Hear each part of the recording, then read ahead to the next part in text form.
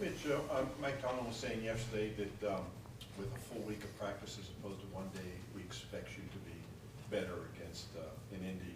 How much difference does obviously having a full week to prepare help as opposed to what you had to do last week? It should help for sure. We need the reps. I need the reps. Just allows me to continue to get comfortable in the offense and continue to work on timing with these guys and operating the offense. So a full week of work is going to be helpful. Mitch, as you looked at the tape, what do you take away from the game on Thursday? Yeah, slow start. I got to be better on third downs. Got to execute better and just continue to get on the same page with these guys. Made some better plays in the second half, but it's got to be better this week. Do you feel like you used your legs enough in that game? Were there more opportunities there for you maybe to get some yards? You did it a few times. I feel like it was good at times. Could always use more, but you just got to play that balance. More so looking at the plays I could have made with my arm and just continue to connect with those receivers and get on the same page of what we want to do execution-wise. Related to that, how do you kind of figure out the feel of when you need to break the pocket and run from that pressure and when it might be more beneficial to stay in the pocket and try to make the throw? Yeah, it's different each and every single play. You just got to trust your feet, the timing of each play, and if it's not there, pull it down, protect the football. But sometimes you got to stay in there and deliver and make the throws. Did you feel like in the second half or as the game went on, you started to get into more of a rhythm? Yeah, once we started to move the ball and convert a third down or even skip a third down, create some rhythm in the second half. The takeaway and the big special teams play definitely helped, and we're looking to build off those positive drives this week. Mitch, you told us last week that you were looking forward to more time with the receivers. Having that game now and a little bit more practice time, what have you learned? How's that relationship growing? It's good. It's good. Open communication. Just a lot to learn from, and a lot of it's timing and rep-wise. And a full week is going to help with that. Mitch, there's a lot of vocal leaders on defense. Who's leading this offense right now? I would say Mason Cole, Najee, Allen Robinson. Those guys have really stepped up, played a lot of ball, have played a lot of good football for us this year. So those guys are definitely talking to the group and really just everyone, just making sure your voice is heard. Guys getting on the same page and making sure everyone's hands in the pile and we're moving in the same direction. So we're just looking forward to correcting the mistakes and having a better week this week. You guys have 4 games left this season. Do you feel like this team is capable of making the playoffs playing the way it has? We just got to take it 1 week at a time, and we're focused on the Colts right now. Mitch, when you look back at the 3rd and 2 play, 4th and 2 play, anything in retrospect that beyond the obvious that could have made those plays work or what didn't work? I would say just better timing on my part and then making the plays.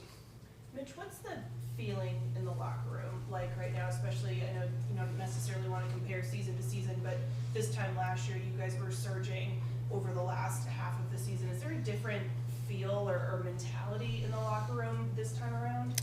It can change week to week. I mean, obviously we're coming off a loss and that hurts, but we got our head down and just ready to work right now. When you've been at your best, has there been a correlation? Has there been a difference between seeing the rush and feeling the rush? Are you at your best when you're feeling it but seeing the rest of the field? Yeah, I would say that's a good assessment. And does that take some time to get back into? Sometimes it's rhythm, sometimes it's comfortability in the offense, sometimes it's reps, and I got to find that balance and get to the point where I am playing like that. Mitch, what do you think the first step is looking for solutions? I think it was 264 yards total on Thursday. Where do you start looking for those solutions, and how do you continue to do that this week? Faster start, better on first and second down, and then obviously converting third downs and staying on the field. I think it's that simple. Obviously, when there's a pass that's incomplete or a run that doesn't go for very much, we just look at it with open eyes. We make the corrections, and we move forward and just continue to go back to work. How much can be changed or tweaked, so to speak, this late in the season compared to maybe, you had that full week of prep, but how much can you actually change or tweak? It changes week to week on the game plan. I mean, we just got to have all 11 guys executing the same play and doing their jobs, and I think if we do that, we'll be fine. Mitch, what can you do to get George more involved? Get him the football, have open communication about what he's seeing versus what I'm seeing, and just continue to work on that timing. Mitch, are you convinced that the other, especially some of your skill position guys, share the same level of urgency that the other guys that you mentioned yourself, Mason, Allen had? Does Mike talk about yesterday that there are some issues with frustrations maybe not being channeled in the proper fashion? I know everybody cares, and I know everybody wants to win. So our focus is to make sure everybody's on the same page and go to work and have a great week. So we're focused on that.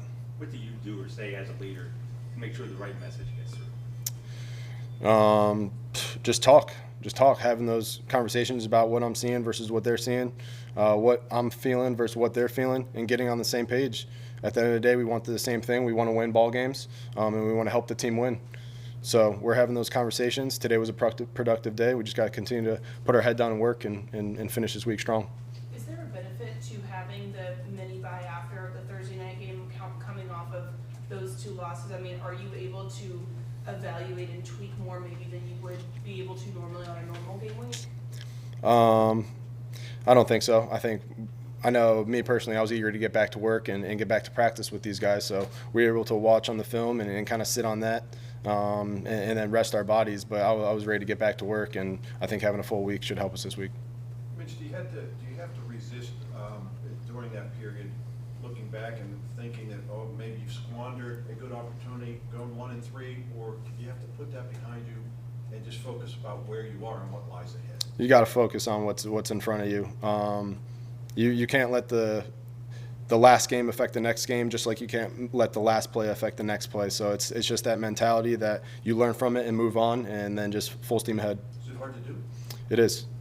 But when you're around long enough, you know that's what it takes in order to win the next week. You said when you're around long enough, because you've been around longer than some of the guys that you're playing with. Do you go to them and help explain it? Have Alan help explain to those guys sort of like, this is what the process is in terms of emotionally getting past a setback, prepared to play? I think we all share those experiences.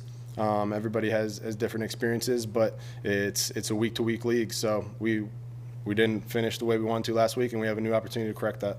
Mitch, when you were younger in your career, starting out first couple years, how did you get past that? What was your kind of method to move past that?